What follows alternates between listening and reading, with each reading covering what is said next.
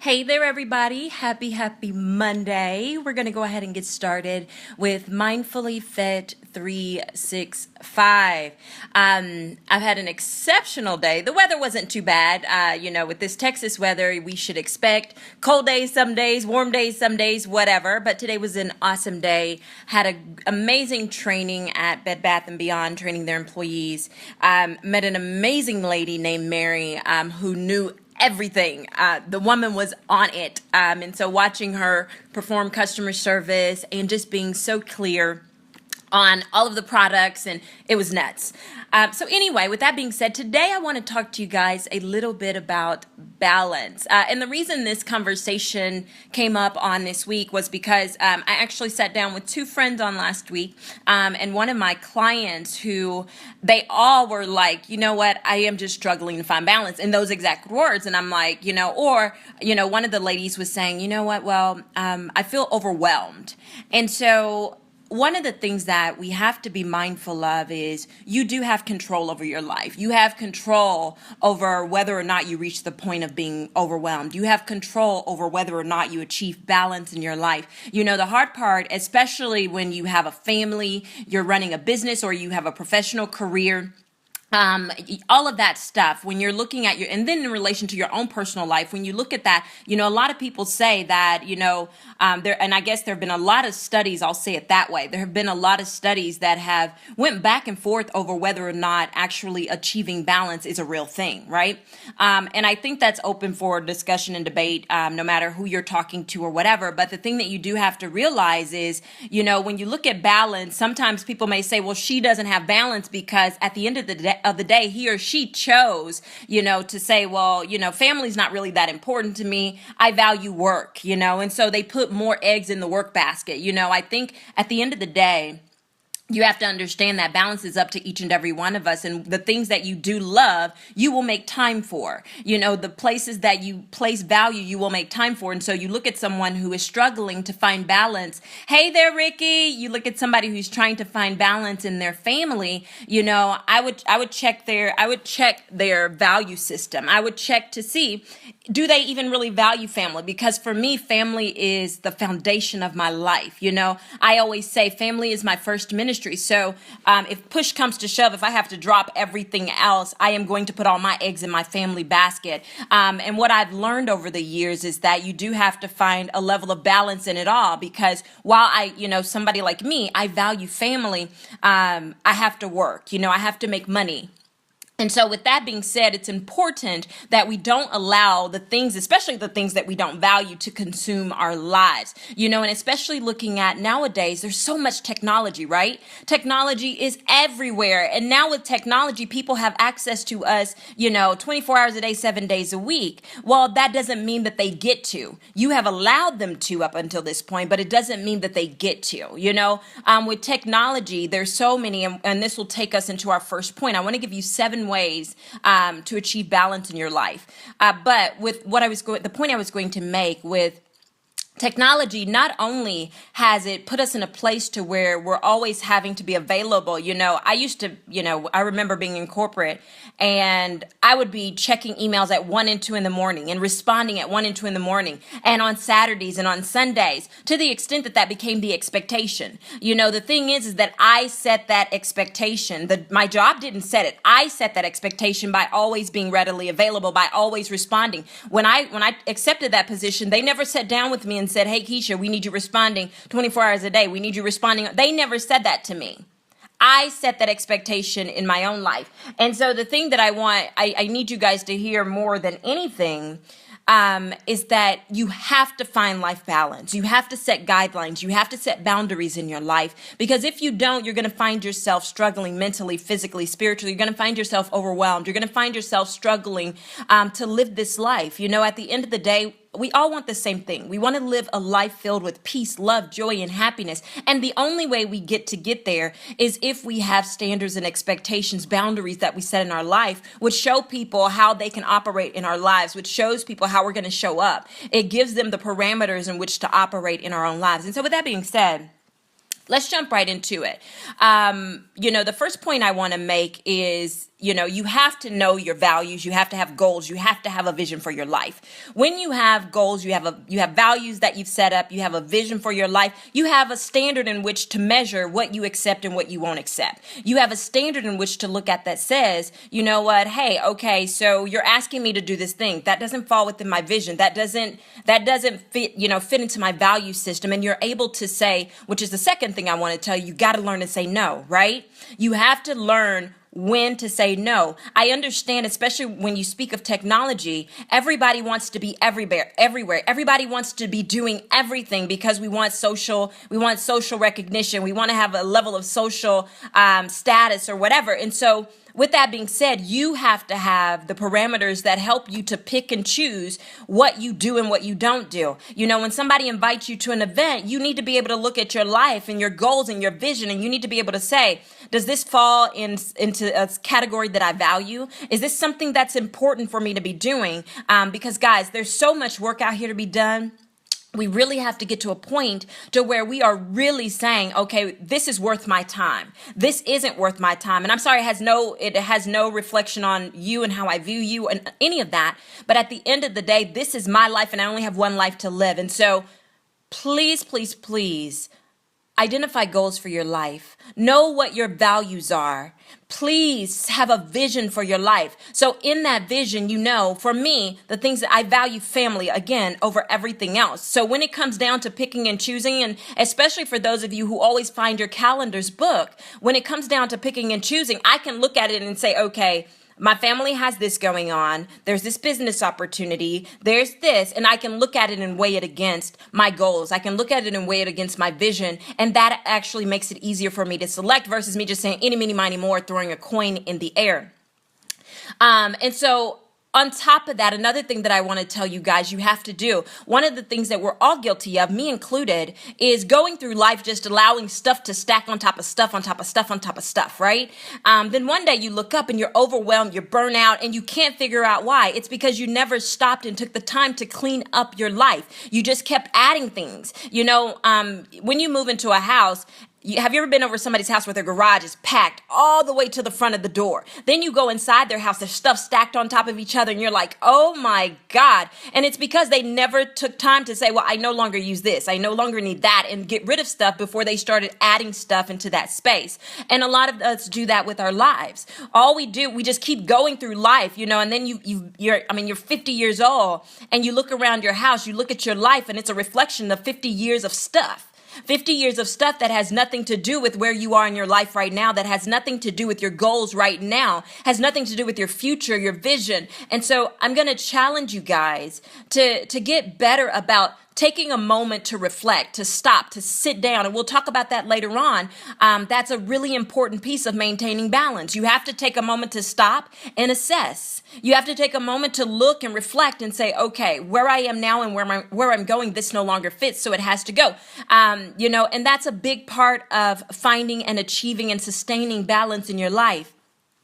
And so, number 2, one of the things that I always encourage people to do is live by a schedule, not just for the sake of saying, well, I'm going to do this at 8 o'clock, I'm going to do this at 9 o'clock. But what that allows you to do is to be able to go back and look at that calendar and say, oh my God, I spent so much time on this and it's so unnecessary. So I always challenge people, everything that you do that is taking up substantial amounts of time, your little 15-minute, okay, I'll let you pass on your little 15-minute things or whatever. But those things where you're taking an hour out of your day, even TV, if you spend 2 hours watching TV, put it on your schedule.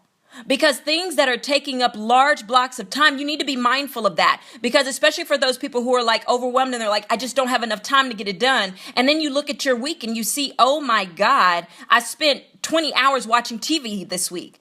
You have more than enough time. It's just, where did you spend your time? So when we talk about finding balance, it's important that you are really mindful of where you are spending your time. So I track everything that I do. Even when my family has a get together or a birthday party. Hey there, Denise. Hey there, Lavelle. Hey, Felisa. Tamiko, welcome, welcome, welcome.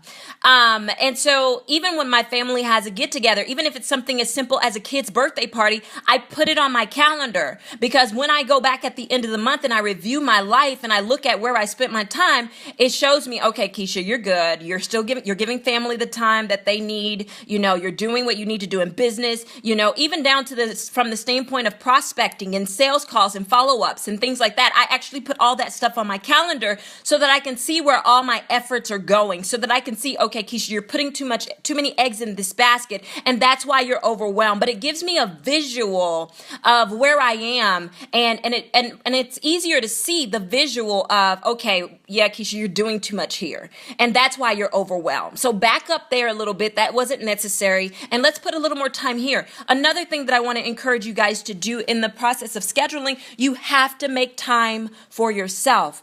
And again, I'll talk a little bit more about meditation and just setting that space for clarity, but you have to also, in that scheduling time, put time for yourself.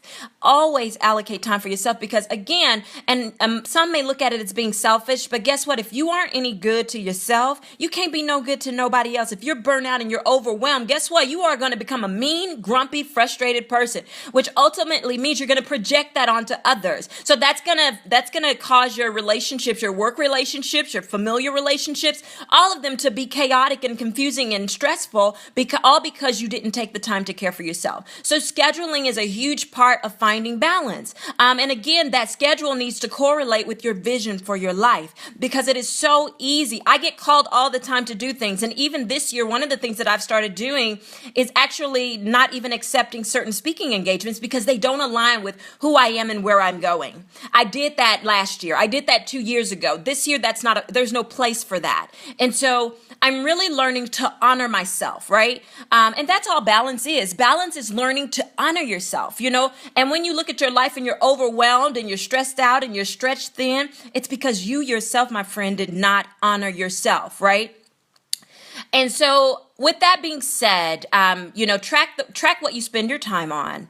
And I'm talking about everything holistically. Number 3, we talked a little bit about this earlier, but learning to say no. This is huge, guys, because you don't, and then also understanding that you don't have to be everywhere to get things done. You don't have to be doing everything for everybody. So I encourage you to learn to say no. It's a huge thing in achieving balance, because especially with all the cliques, you think cliques are reserved for high school, but I find that there are more cliques as an adult than there are in high school. And with that being said, you find yourself like, okay, well, another thing that was going on and they didn't invite me, or I missed it because I stopped going to stuff or whatever. And it's like, at the end of the day, it just is, right? You don't have to be at all that stuff to be important. You don't have to be at all that stuff to be relevant. You don't have to be at all that stuff to be making progress. I think a lot of times, because we think that progress is going to come from people exposing or opening opportunities up to us, that we aren't willing to say no, right? So because I know that my fate is not in the hands of man, it's not or a woman for that matter, my fate and where I end up is not in anyone's hands, I don't make my decisions because I'm afraid to miss out. I don't make my decisions out of fear, which is why I don't find myself losing balance, right? And so with that being said, guys, I need you to understand that the desire to be wanted and needed is a real thing out here in these streets, right?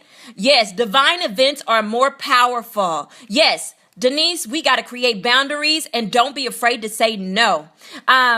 Because guys, like here, for real, the need for acceptance is a real thing. The need for affirmation is a very real thing. And I'm not negating that. But what I am saying is this is why you need to spend more time on yourself and make sure you allocate time for yourself so that you can work on that time. You can use that time for reflection. You can use that time to heal your heart. You can use that time to really get to know and build confidence in who you are and who you were called to be. So that way, those things, they don't have that level of impact in your life, right?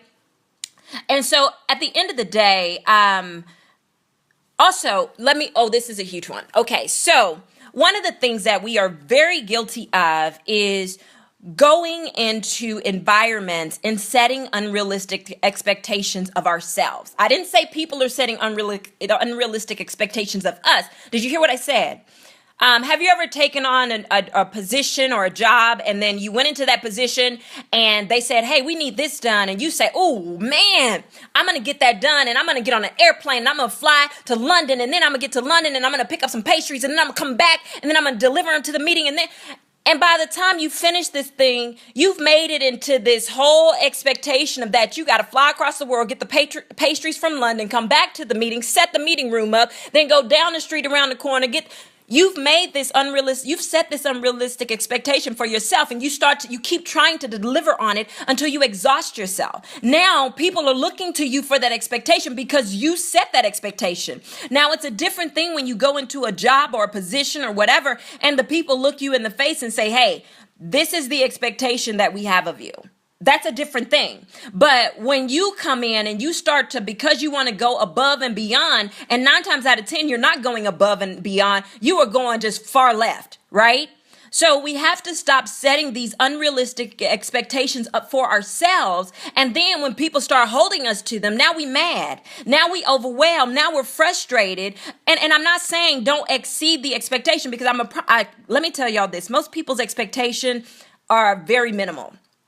So if you just do everything that you do in excellence, you are going to exceed that expectation. So I want to tell you guys, especially those of you out there that are holding professional positions, high executive level positions, those of you that are running businesses out there, please stop setting these unrealistic expectations for yourself. And then you find yourself hating the thing that you love, all because you are dealing in unrealistic expectations. So one of the things I always tell, like my client, when I was working with her on last week, she works a 9 to 5. And I told her, I said, look, at the end of the day, ask people what they expect. What deliverables do you want? What outcomes are you seeking? And then seek to exceed those without draining and running yourself into the ground. Okay?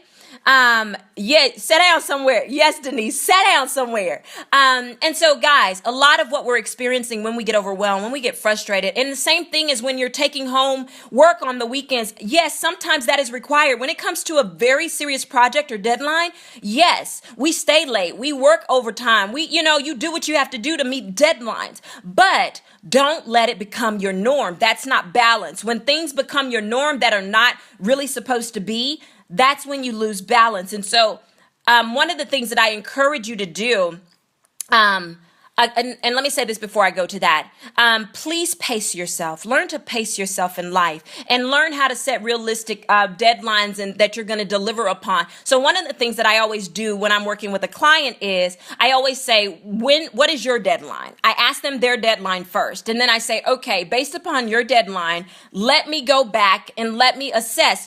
See, to have balance in your life, guys, you have to plan. You have to plan for balance, because guess what? If you just run around this mug willy-nilly, you are going to find yourself feeling overwhelmed. You're going to find yourself living in chaos, because that's the environment that you're breeding.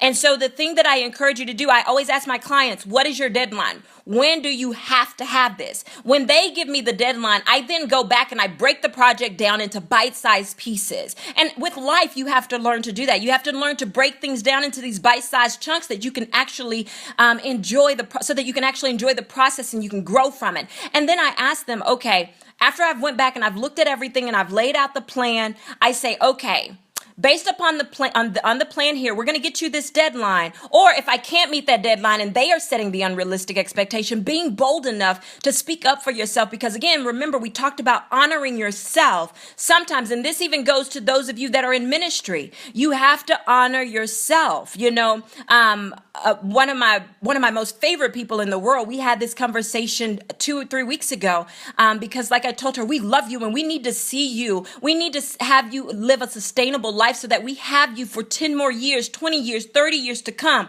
I don't want to lose you because you didn't honor yourself. So even those of you, whether it's a corporate position, whether you're in ministry, you have to honor yourself. You have to be able, and honoring yourself means you have to learn to communicate.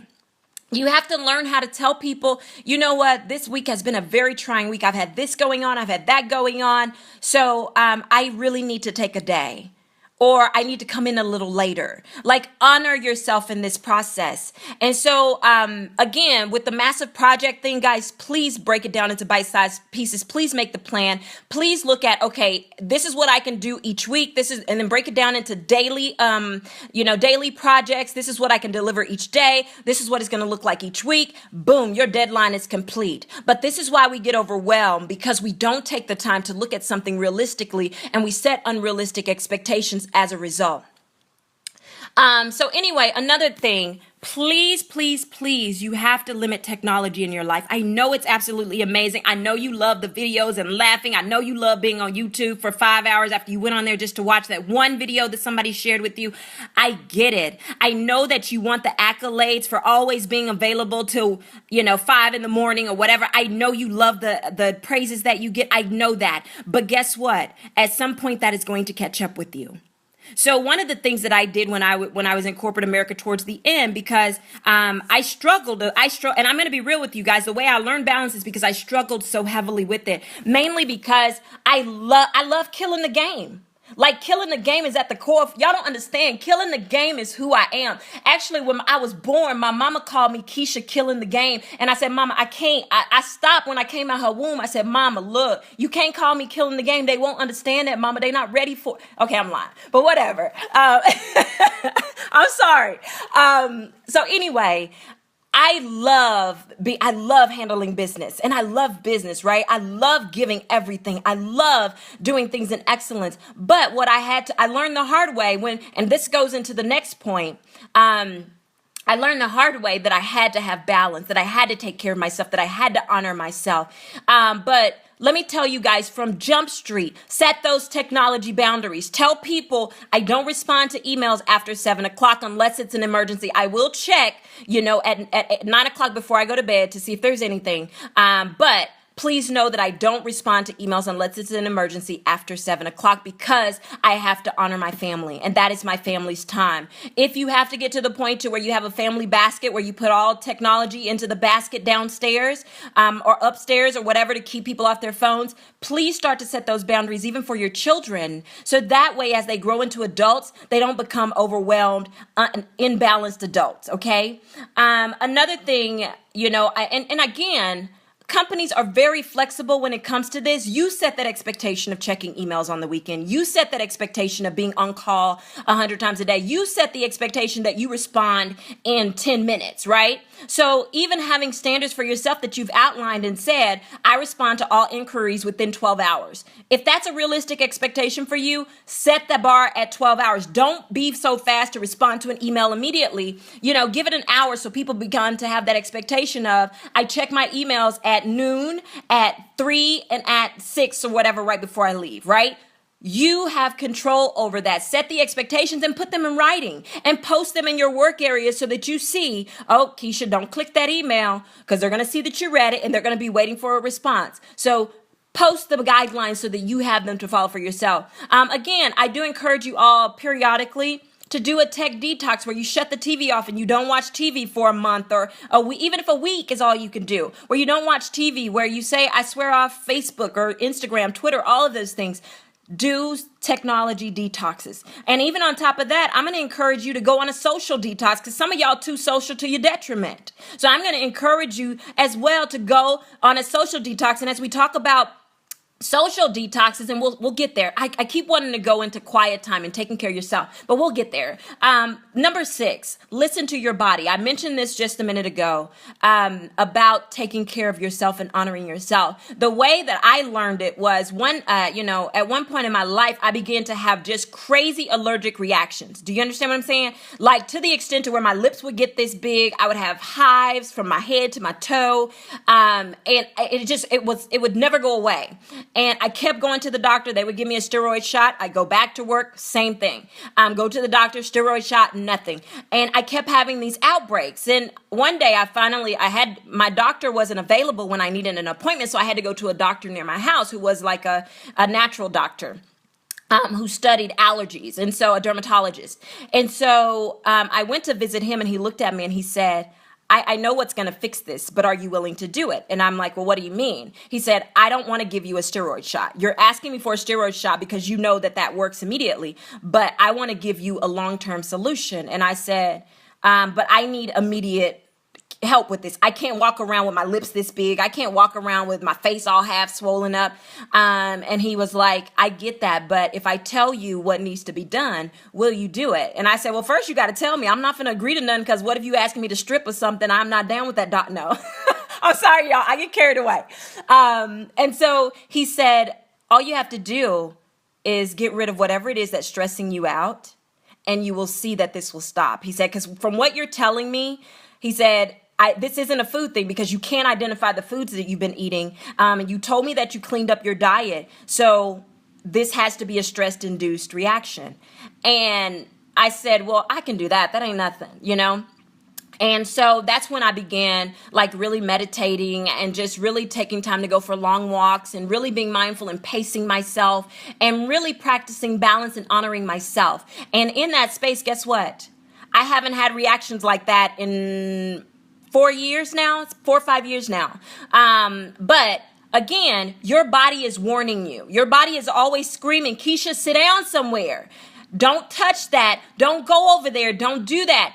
Pain is a signal that you need to chill out. Your body is always speaking to you. Discomfort is your body speaking to you, saying, yeah, you ain't flexible like that. Sit down somewhere. What are you doing? Your body is always speaking to you. So listen to your body. When your heart is hurting and it's racing all the time and you're getting overwhelmed, you're having anxiety attacks, that is your body saying, look, if you don't listen to me and sit down by yourself, I'm going to keep triggering this reaction, because apparently it's getting a response from you. So pay attention to your body. On top of that, take care of your tempo. Eat well. Eat well. One of the things that I've struggled with are sweet cravings. I live for sugar, right? And so this year, one of the things that when I told God, I said, look, God, this ain't cool. Like, the level in which I enjoy sweets is not cool. It's borderline crackhead addiction, right? Just sweets, right? And so I really began to pray and saying, okay, God, I'm releasing this to you, because apparently this is something within my own strength that I can't overcome. And it may seem like a little thing to you, but it's a big thing when, like, I can skip dinner and I just want to eat sweets, right? It's a big thing when I have a sweet with breakfast, a sweet with lunch, and a sweet with dinner. And honestly, when I went through I did a 3-day fast, and I told God, I'm doing this because I need to resist sweets. I need to give this to you because it has a hold on me. I love sugar. I loved sugar.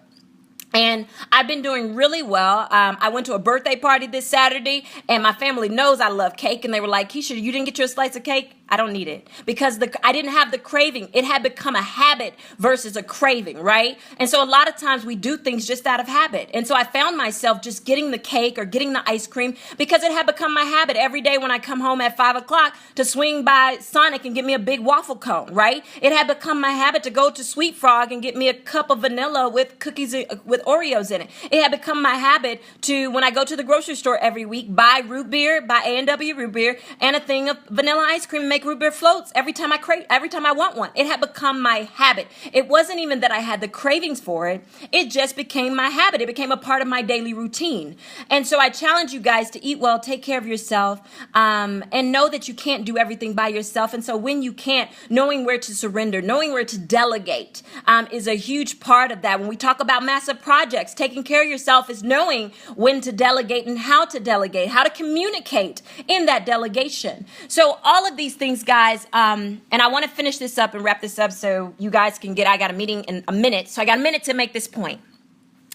At the end of the day, set aside regular quiet time, whether that's quarterly, whether that's weekly, whatever that is for you, whether that's daily, even if it's just 15 minutes, even if it's your lunch hour, set aside regular quiet time for yourself so that you can collect your thoughts, so that you can just be, so that you can really experience yourself, right? So that you can listen to your body, so that you can hear what God is trying to tell you in relation to where you are and what you need to change and what you need to be doing differently. Please make time for yourself, quiet time away from others. Even God had quiet time. Them disciples was getting on his nerves. People was pulling on him all the time. He said, hold on, I'm going to go up here to the mountain. Y'all need to chill out. It's too much, So even God knew that quiet time was critical to sustainability and longevity. So I encourage you guys to please do that, Also, do my meeting alarm. Again, also, please do not skip lunch hours, okay? Unless it's for a project deadline that is an immediate thing that you have to emergency deadline, then good, okay, y'all? I understand in those cases, but do not ever skip your lunch hour and just say, I'm going to work through it because I'm not hungry, whatever. Even if all you do is take your lunch hour, go sit in your car, take your lunch hour and go read a book, take your lunch hour and just be, right? Even if it's 30 minutes. Take 30 minutes in the middle of the day and take that time to yourself, right? And love on yourself. Just be, okay? So with all that being said, guys, it is very important that you learn balance in your life. It is critical that you guys learn to achieve balance for longevity, for sustainability, so that you can be the best you that you can be in this life. Because guess what? As you find balance, you will have increased focus. You will have increased love, increased joy. You will have increased productivity in your life and your business. Guess what, guys? All of this is a function of balance. Because I promise you, where there is chaos, you will breed chaos. Where there is feelings of being overwhelmed, you will breathe that in everything that you touch. So I'm encouraging you guys, if you do nothing else this year, practice balance. Learn to honor yourself. Learn to communicate. And with that being said, thank you, LaShonda. I gotta go, y'all. Remember, be good to yourself just as good as you are to everybody else. And remember, as your soul prospers, y'all gotta hear this, okay? As your soul prospers, so shall you prosper in life and in health. So guess what? Get your soul right. And you will see everything else in your life line up with it. Even people. Do you hear me? People either line up or fall off. You ain't gotta push people out of your life. Because guess what? When they no longer fit, they will get rid of themselves. So anyway, y'all, please love yourself, honor yourself, and practice good communication. Communication is at the helm of everything good. So anyway, I love y'all. I love y'all. I didn't even say I'm going 3 times tonight because I got to go. But I love y'all. Have a great night. Share this video. Tag somebody.